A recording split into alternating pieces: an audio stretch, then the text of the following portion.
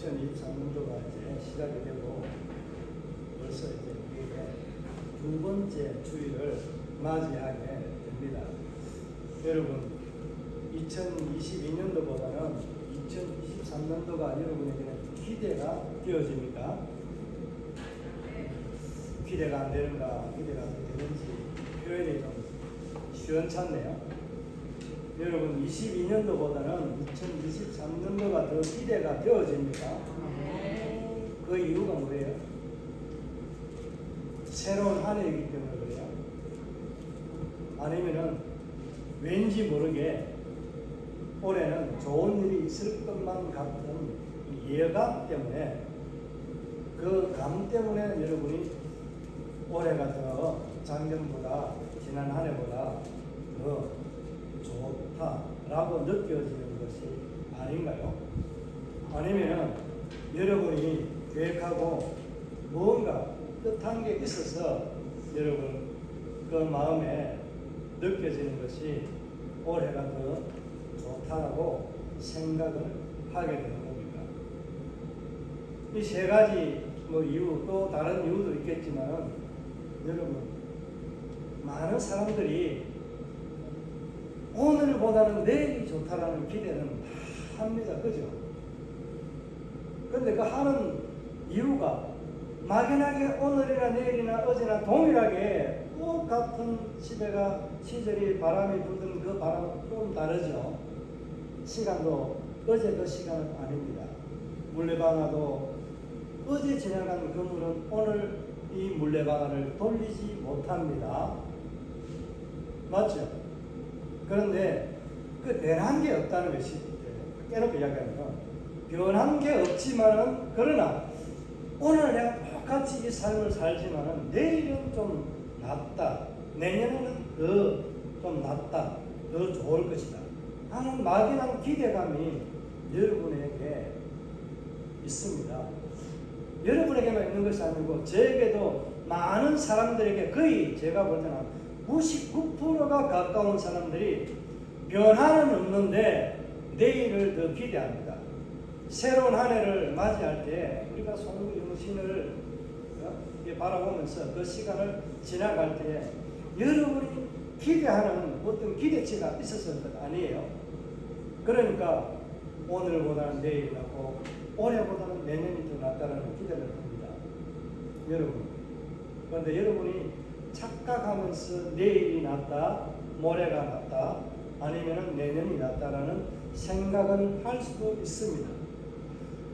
한번 여러분 곰곰하게 한번 생각을 해보세요. 제가 지금 말한 이 의미들을 생각하면서 왜 막연하게 여러분이 변한 것이 없는데 왜 그렇게 기대가 되는지, 정말 뭔가 기대할 수 있는 기대치가 있어야만이, 뭔가가 있어야만이 그 내일이 궁금해지고 내일을 기대하는 것 아닌가요? 그래서 우리가 매년 삶들 가운데서 특별히 우리의 신앙의 목표들을 정하고 그 신앙의 목표를 따라서 올해는 내가 이런 삶을, 이런 신앙을 살면서 하나님의 은혜를 누릴 뿐만 아니라 그 하나님의 은혜를 하나님 앞에 영광 돌리는 삶으로 살겠습니다 하는 것이 저와 여러분의 신앙의 고백이잖아요. 그런데 너는 신앙의 고백에서 오늘 말씀의 제목은 주를 경외하는 삶입니다. 우리가 잘 아는 대로 올해 목표를 사도행전 9장 31절의 말씀입니다. 이 말씀의 타이틀을 가지고 제목을 우리가 목표점은 주를 경외하는 9반절에 있는 말씀으로 우리가 삼았습니다. 앞에 있는 것과 뒤에 있는 이 말씀의 의미는 조금 다릅니다. 사도들이 예수의 이름으로 담대히 복음을 전하고 또 교회가 여러 가지 면에서 지도자가 생기고 섬기는 자, 또 구제하는 자, 헌신하는 집사들과 같은 이런 사람들이 생겨나고 하니까 교회가 규모가 갖추어지듯이 교회 안에 질서가 딱 세워지니까 교회가 어떻게 되었다고요? 평안하고 든든하게 세워집니다. 그러니까 우리가 콘크리트를 집을 지을 때 지금 맞고 오는 것은 무너뜨리면 쉽게 무너지는데 바로 들어가게 되면은 잘 무너뜨리기가 힘듭니다. 그죠? 오래되면 될수록 목도 잘 안 들어가고 깰 때도 굉장히 힘듭니다. 단단해집니다. 이런 형태를 든든하다라고 이렇게 말합니다. 튼튼하다. 그러니까 교회가 외부의 압박이나 어떤 것에 있어서도 신앙의 흔들림이 없는 그런 규모, 지도력이라든 신앙이라든 모든 것에서 다 갖추어진 그런 삶으로 성숙해가고 있다라는 것을 말씀합니다. 우리가 목표적으로 사는 것은 주를 그리하여 주를 경외함과 성령의 위로로 뭐 하더라고요? 숫자가 더 늘어나는 거예요. 올해 저와 여러분의 삶은 여러분의 신앙의 짝꿍이 늘어나는 한 해가 되기를 바랍니다. 이게 이렇게 되면 우리가 목적을 또 수가 많아지는 여기서 포커스를 맞출 수가 있지만은 그런데 올 한 해를 여러분 기대하는 것은 그 기대치가 여러분의 신앙의 짝꿍 한 사람이 수가 더 늘어나는 그런 한 해가 되기를 바라는 마음에서 저는 올해가 여러분에게 기대가 크다고 하면 실망도 클 수 있기 때문에 저는 실망은 크지 않습니다. 아무리 여러분이 실망할 일을 한다 할지라도 실망하지 않으렵니다. 여러분도 그렇게 하실래요? 실망하지 아니하실래요? 네. 실망하는 것은 별로 안 좋은 거예요. 여러분 신앙의 짝꿍들이 많이 늘어나는 한 해가 되기 위해서 오늘 우리가 그 목표 첫 시간으로 주를 경외하는 삶, 주를 경외함과에 오늘 포커스를 맞춰서 주를 경외하는 것은 언제 어떻게 하는 것이 정말 주를 경외하는 삶일까 하는 거예요. 그러니까 우리가 위기 때에 우리가 하나님을 의지하는 것, 그것이 진짜 그 사람의 본연의 모습이라고 말하지 않습니까? 맞죠? 우리는 위기를 당하거나 어떤 일을 딱 직접 만나게 되면 그 사람의 본색이 드러난다라고 할까요? 제가 한번 말씀드린 게 있는데 여러분들 부부가 싸우고 이혼할 때에 40년, 50년을 살고 난 이후에 법정에 앞에 섰을 때에 서로가 서로에게 손가락질 하면서 뭘 한다고요? 네 그런 줄 내가 이제 알았다고. 완전히 말의 모순이거든요. 이미 나 결혼하면서 알아놨고 연애할 때는 몰라요.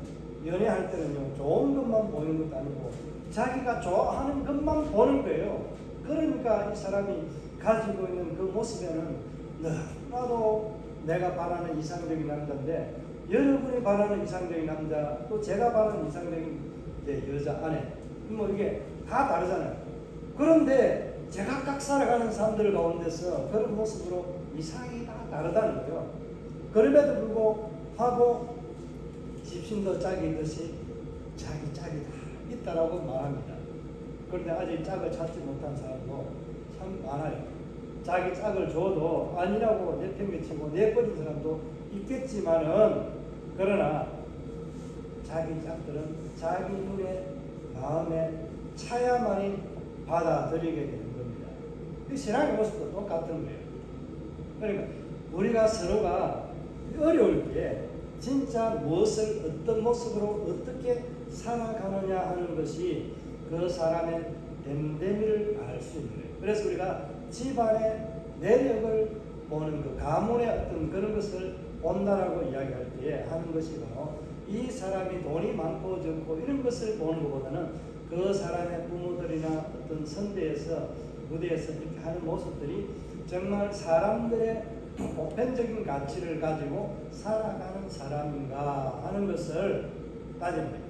그게 이제 1차이지만 또 거기서 족벌이라든지 뭐 계급과 같은 이런 돈의 수준들을 가지고 우리 집안과 맞지 않다 이렇게 저울질하면서 너는 안 돼, 너는 돼 이런 식으로 우리가 평가하고는 합니다. 그죠? 이거는 우리의 보편적 삶에서 나타나는 것인데 그래서 오늘 우리가 주를 경외하는 삶을 살아가는 모습은 오늘 구약에 이스기야라는 이 유명한 왕이 있습니다. 다윗으로부터 유다가 멸망할 때까지의 왕들 가운데 하나님 앞에 신실하고 하나님을 의지했던 사람 중에 한 사람이 바로 이 히스기야입니다. 오늘 본문의 내용을 보면은 이 히스기야가 하나님을 어떻게 의지하고 경외하는 삶을 살았는가 하는 것을 통해서 저와 여러분이 이런 모습으로 저와 여러분도 올 한해 신앙생활 하면 좋겠다 하는 간절한 바람과 기대가 제 안에 있습니다. 그렇게 여러분이 살아가고 또 그렇게 살아갈 수 있으리라 저는 확신합니다. 여러분 신앙생활을 조금 힘들게 하실래요? 아니면 여러분이 히스기야와 같은 내용 다 몰라서 대답이 좀 그랬구나. 죄송합니다. 히스기야가 오늘 본문을 읽어서 여러분 아는 줄 알고 제가 빨리 질문에 제가 성질이 좀 급해가지고 이게 참 저에게는 손해를 많이 끼칩니다. 좀 이따가 말해야 되는데 너무 빨리 말해가지고요. 제가 좋은 편으로 하면은 손해를 많이 보고요. 좀 안 좋은 편으로 하면은 안 좋은 편을 하면 안 하려면 안 하는 게 좋겠다고 해서 안 하려고 합니다. 자, 그런 게 있겠죠, 그죠? 자, 히스기야가 오늘 본문에 보면은 히스기야 왕이 다스린 지 14년 만에 아수르라고 하는 이 대제국이 쳐들어오고요. 그게 이거는 언제부터냐면요. 그러니까 북이스라엘이 언제 망했는 줄 아시죠? 네. 그때니까 여러분 그때 맞죠? 그때가 망한 때가 북이스라엘이 이 아수르에 의해서 완전히 망하게 됩니다. 그래서 예수님 당시에 그런 천대를 받는 지역에 그 수도에 살던 사람이 바로 사람 취급도 안 받고 이방 취급받았던 이유가 이 아수르가 만든 그 정책의 한 도시가 바로 사마리아입니다. 세멜 사마리아가 돼서 그 사마리아가 완전히 온열 정책이라고 하는 이 이주 정책을 가지고 자기들의 민족성을 잃어버리게 만든 거예요. 자, 이런 점에서 우리가 한 가지 팁을 얻는다면 다문화 민족이 좋은 것 같아요? 아니면 글로벌하게 좀 좋은 의미로 여러분에게 다가옵니까? 두 가지 다 있습니다. 그런데 다문화라는 것은요, 우리가 같이 함께 교류하고 함께 나누는 어떤 교제는 필요하고 좋다고 생각하지만 그러나 그 민족이 가지고 있는 특별한 정체성은 사라지게 됩니다. 이게 바로 혼혈 정책이에요. 국가가 다시 반역을 해서 민족들끼리 일어나서 그 다스리는 지배 국가를 도전하지 못하도록 만드는 정책 중에 가장 탁월한 정책 중에 하나가 바로 혼혈 정책입니다. 그래서 혼혈 정책은 자기 정체성을 잃어버리게 만드는 겁니다. 좀 밑에서 말하면 우리가 다문화적인 사회 속에 살고 있다는 것은 지금 우리가 과거부터 내려온 이조 선비 시대와 같은 이런 양반 쌍놈 이런 계열이 사라진 걸 떠나서 우리의 신앙의 삶에서 있다면은 이것이 우리에게 유익을 주기보다는 신앙의 본질을 흐려버리는 그들이 가지고 있는 사상이나 이런 것에 우리가 이끌려가게 되고 그들을 인정해주는 이런 삶을 살아야 되기 때문에 그들의 종교나 모든 것을 인정해주기 때문에 우리의 본연의 종교의 삶, 신앙의 삶이 흐트러지고 빼앗길 수 있는 그런 안 좋은 환경이 우리에게 주어진다는 것을 여러분들이 꼭 마음에 생각해두고 우리가 살아가면 좋겠습니다. 우리 한국, 대한민국 벌써 이미 십몇 년 전부터 단일 민족이라는 국가 용어 자체가 사라졌습니다. 아시나요? 아직 아시나요? 드시기는 날씨가 좀 춥나요? 아이스크림 아시나요? 그거 말고는 우리나라가 단일 민족이라는 그런 백인 민족 이런 하나의 우리의 트렌드 마크라고 할 수 있는 그런 자부심이 사라진 지가 벌써 오래되었습니다. 그렇게 해서 북이스라엘을 먼저 이 아수르 사네리콜라서 완전히 초토화시켜서 망하게 되었습니다. 그때가 언제라고요? 그때라고 했는데 722년, 주님이 오시기 전 722년인데 이제 이스라엘이 망하고 난 이후에 약 한 7년 뒤에 그때부터는 이제 이 오늘 히스기야가 혼자 왕으로 다스리게 된 거예요. 히스기야 아버지가 누군지 아시죠? 그 아버지 맞아요. 그 아버지. 아하스라는 이 왕이 있습니다. 우시아 때도 마찬가지고 우시아 때 이사야가 환상을 보거든요. 그래서 이 요아스 그리고 히스기야 때에 아수르의 이제 정책을 이야기하고 히스기야의 아픔을 대언해주고 말해주고 했던 선지자가 바로 이사야입니다. 그래서 이 당시에 얼마나 많은 일들이 있었지만은 그런 일들을 선지자들이 말해 주었는데도 불구하고 잘 안 듣고 그냥 자기 마음대로 살아가던 사람들도 참 많이 있었습니다. 그런데 오늘 히스기야가 다스린 지 그러니까 아버지 아하스와 함께 습정이라고 하거든요. 우리나라에도 조선시대의 마지막에 그런 습정이 겹쳐서 있습니다. 그러니까 연도가 좀 안 맞는 경우들이 많아요. 그러니까 이게 잘못 계산하면은 성경이 틀렸네라고 말할 수도 있습니다. 우리 이조 역사도 마찬가지거든요. 그렇게 아버지와 아들 또 어머니가 습정하고 이런 기간들이 들어 있습니다. 그런데 오늘 이 히스기야가 직면한 이 시기는 히스기야가 단독으로 왕권을 행사하던 시기, 북이스라엘이 망하고 난 이후에 약 한 20년이 약간 지난 거예요. 그러니까 주전 701년경에 사실은 이 일들이 있었습니다. 몰라도 됩니다. 예수님이 오시기 전 약 한 20년, 21년 뒤에 북이스라엘이 망하고 난 뒤에 오늘 사내림이 이 예루살렘을 에워싼 거예요. 그러니까 계속해서 북이스라엘뿐만 아니라 계속해서 이 이스라엘 주변을 침공하고 압박해오고 있었던 그런 상황의 연속이었다는 것을 말씀하고 있는 거예요. 그러면 여러분에게 20년 동안을 압박을 하고 계속해서 이렇게 조여온다면 여러분 어떻게 되겠어요? 우리 일제치하 여러분이 경험하신 분도 있지만은 일제시대 때에 우리가 가진 주권이라고 하는 것을 잃어버리고 타 국가가 지배하는 그 지배 속에서 살아가는 그 삶이라는 것은 여러분 어떠했는지 좀 아시죠? 그죠? 경험하지 않은 세대들은 잘 모릅니다. 이제 우리가 사상이나 이념이라고 하는 이런 것들을 펼칠 때에 어떤 이념이 가장 좋으냐 할 때는 공산주의 이론이 가장 좋습니다. 여러분 아닌 것 같아요? 이론은요, 공산주의 이론이 가장 좋습니다. 그런데 성경적인 배경이 있지만은 그 안에는요, 실질적으로는 자유가 없고 하나님이라는 신앙을 신앙할 수 없는 거예요.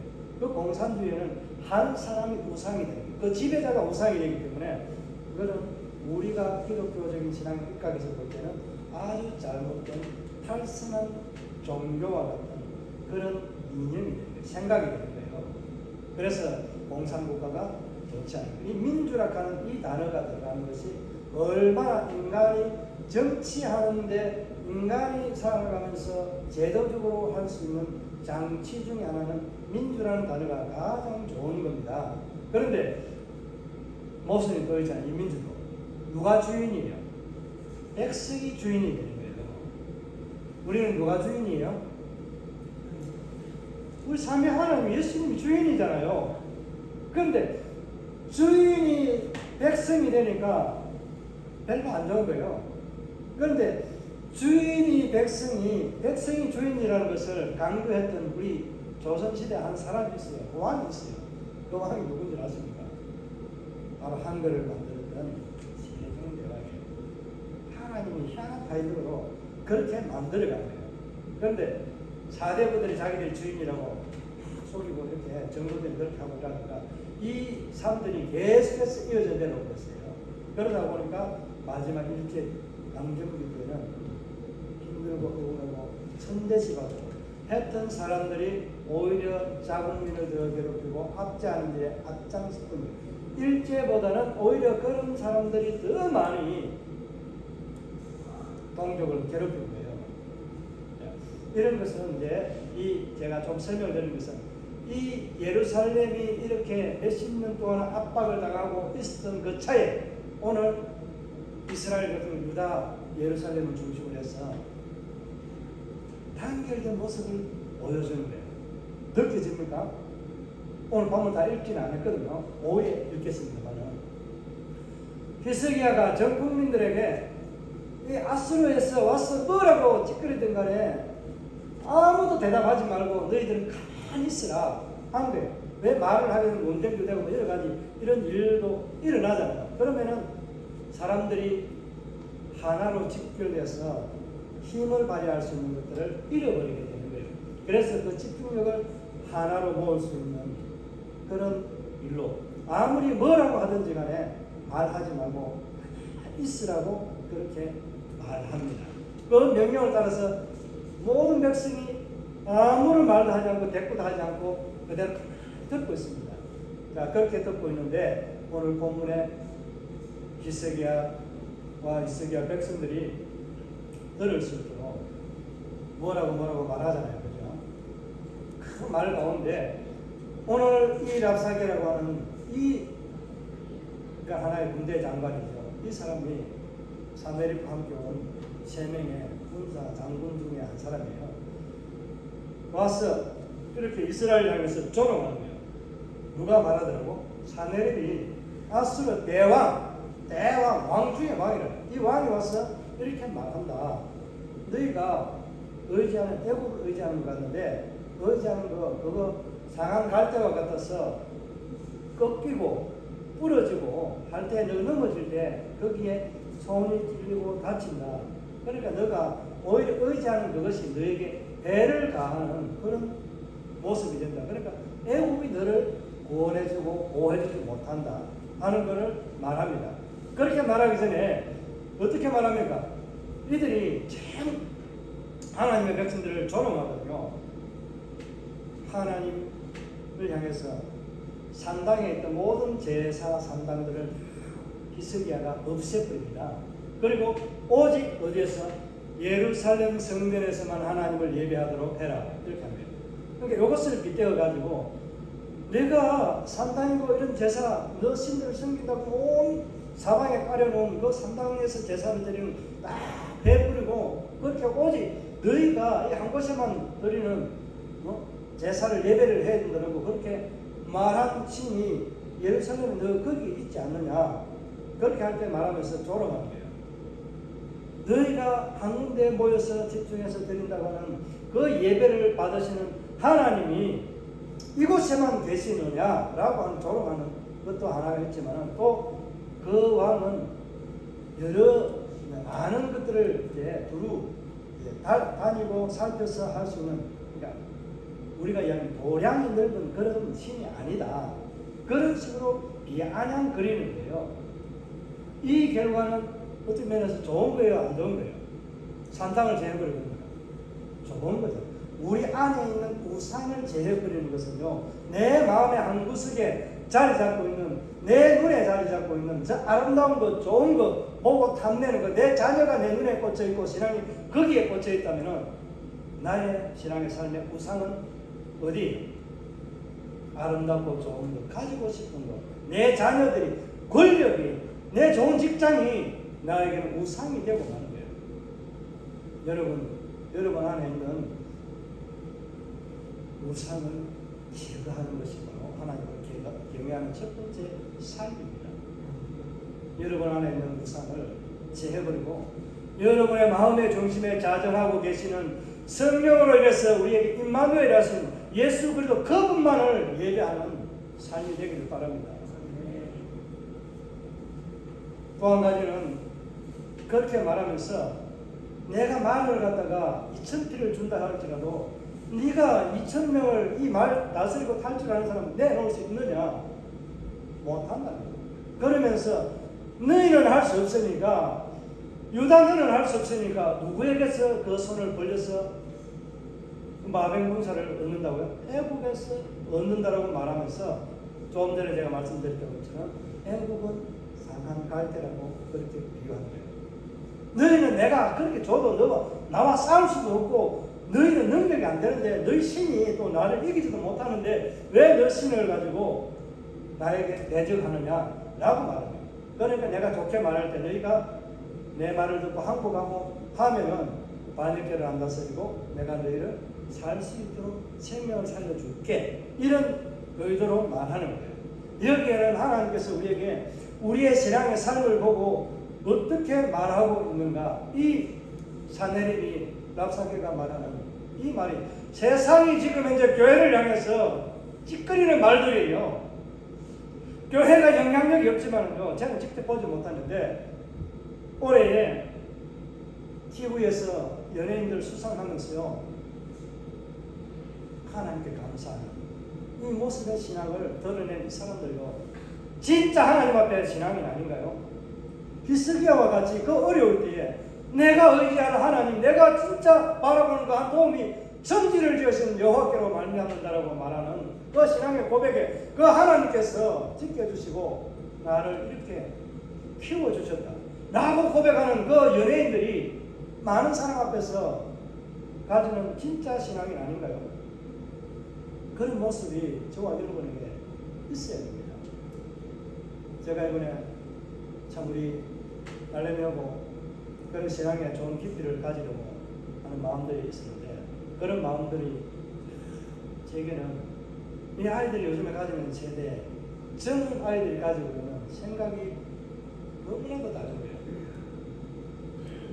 보이지 않는 것에는요, 똑같이 보이지 않는 것을 듣고 행하는 것에 참 하나님의 신앙은 받아들이는 것이 무디고 늦다는 것을 다시 한번 제가 생각을 하게 됐습니다. 그렇다고 우리 딸이 신앙글이 없다는 것이 아니라 어릴 때 그 모습으로 컸으면 정말 찬양자라고 리더 잘했거든요. 그런 신앙의 모습을 컸는데 제가 목회를 하면서 아이들이 없는 곳에 가니까 날개를 펴고 할 수 있는 그런 것이 없어요. 그래서 그런 신앙의 삶으로 다시 회복되기를 바라는 마음이 있었는데 아직까지는 그런 것이 좀 기대가 다르다 하는 생각을 하게 되었습니다. 이 연예인들이요, 제가 또 김성주 그 양반 그 중국에서 신앙생활을 하던 목사님의 아들이거든요. 아시죠? 그 양반 자기 이름의 뜻을 이야기하면서 나는 십자가라고 해요. 선 거룩한 성자 주님이 이룬 그 십자가를, 그런 이름의 뜻을 이야기하면서 하나님 앞에 감사하더라고요. 참 잘했어요. 아나운서 참 잘하잖아요. 그래, 그런 이름을, 자기 이름을 가지고 하나님 앞에 감사할 수 있는, 저는 김성주가 그렇게 커서 저 MC를 저렇게 보면서 신앙을 좀 많이 팔아먹었겠네 라고 생각을 했는데, 그렇지만은 진짜 하나님 앞에 내 평상시의 삶은 아닌 것 같은 삶으로 비춰졌지만 정말 담대하게 하나님 인정하는 많은 사람들이 보고 전 국민이 보는 앞에서 그런 신앙의 고백을 할 수 있다는 것. 교회가 이렇게 지금 애워사에서 압박을 받고 인정받지 못하는, 하나님의 영광이 땅에 떨어졌다고 말할 수 있는 이런 시기에 또 히스기야가 당한 이런 시대와 같은 이 모습에서 그런 삶의 고백을 할 수 있다는 것, 정말 여러분 부럽습니까? 아니면 그런 신앙을 살아야 됩니까? 부러운 거예요? 아니면 그런 신앙을 살아야 돼요? 그런 부럽지만 그런 신앙을 살아야 되겠죠. 맞죠? 우리 그런 신앙의 삶을 살아가기를 원합니다. 오늘 말씀을 정리하면 제가 좀 더 하고 싶은 말씀이 있었지만 이미 본절이 다 들어간 거나 마찬가지거든요. 오늘 우리가 하나님 앞에서 세상 사람들이 우리를 향해서, 오늘 저와 여러분을 향해서 뭐라고 말하고 있는가? 그들이 말하는 것은요, 내가 믿는 하나님이 어디 있느냐, 너를 도우는 하나님이 어디 있느냐, 내가 그러면 잘되고 형통해야 되는데 우리는 만약 잘되고 형통하는 것이 하나님 내게 있고 나와 함께 한다라고 생각하고 믿음을 살아가는, 그게 우리의 착각이라는 거예요. 제가 앞에서 질문하다가 답을, 결론을 안 내는데 우리 목사님이 내일이 기대되고 내년이 기대되는 것이 왜 착각이라고 했는지 여러분 혹시 답을 얻었는지 모르겠네요. 여러분 못 얻었다고 해도 기분 안 나쁘고요. 그래야 제가 또 좀 가르쳐주고 또 하나님 은혜를 나누는 재미가 있잖아요. 맞죠?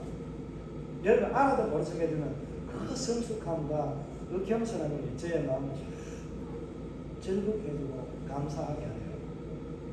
자, 여러분 중요한 것은 오늘 히스기야가 당한 이 어려운 가운데서 하나님이 말씀했던 거 너희는 그와 말도 섞지 말고 아무것도 하지 말라는 히스기야의 지혜에서 나온 것이 아니고 이사야가 그에게 있으라고 말하고 가르치는 거예요. 그러니까 그대로 순종하면서 하나님을 조롱하고 세상이 유다를 하나님이 다스리는 하나님의 백성이라고 조롱하는 그런 모습으로 계속해서 유다를 향해서 달려오는 너희는 자고하지만 그런 모습으로 있는 그 가운데 이들은 하나님만을 의지하면서 살아가는 이 신앙의 모습을 보여주고 있는 거예요. 얼마나 비참한 말을 합니까? 자기가 산 똥과 소변을 먹는, 그러니까 여기는 이제 대변이라고, 얼마나 좋은 표현이었어요. 대변이라고, 옛날에 똥이라고 했어요. 그런 것을 얼마나 먹을 게 없고 그렇게 살아가기 힘들면은 자기가 배설한 것을 먹고 살아가는 거예요. 소변은 자기가 먹는 게 좋다라고 이야기해요. 그 인효역복이라는 그런 것들이 있거든요. 그런 건강법인데 그런 것을 떠나서 이거는 주한목 모습으로 조롱하는 거잖아요. 그렇게 살아가는 너의 꼴꼴을 보니까 너희 하나님이 너희를 건져줄 수 없고 너희를 사랑해줄 수 없는 그런 상태의 하나님이구나.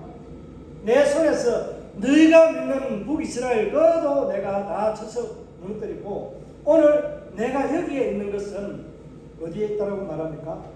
우리 2절에 한번 보면은 어디에 있다라고 하는지 한번 읽어봅시다. 자, 2절에 보면은 2절에 맞습니다. 2절에 후반절입니다. 2절 후반절에 그가 윗모쓰고 겨 세탁자의 밭 큰 길에 서네. 자, 이 표현에 여러분 어딘지를 여러분 이해를 하시나요? 잘 못하죠. 하나님이요 예루살렘을 보호하겠다고 했던 언약의 장소가 바로 이 장소입니다. 그러니까 언약을 했던 하나님께서 이스라엘을 향해서 유다를 지켜주려고 보호해주겠다고 언약했던 그 장소에 누가 섰다고요? 랍사게가 서서 그 언약을 파괴하는 그런 것을 이용하는 거예요. 저와 여러분에게 세상 사람들이 똑같이 우리가 믿고 말하는 그 성경을 근위를 가지고 우리를 조롱합니다. 교회를 조롱합니다. 그러면 여러분은 성경이 틀린 거예요. 성경을 여러분의 말씀을 믿어야 돼요? 안 믿어야 돼요? 여러분 그 언약의 말씀을 믿어야 됩니다. 믿으면은 오늘 하나님께서 어떤 결과를 보여주는지 이제 다음 시간에도 말씀 좀 되겠지만은 우리가 하나님을 의지하고 살아갈 때는 세상이 나를 뭐라고 해도 조롱해도 나는 하나님의 언약의 말씀을 굳게 믿고 살아가는 그 신앙의 삶이 바로 하나님을 경외하는 삶입니다.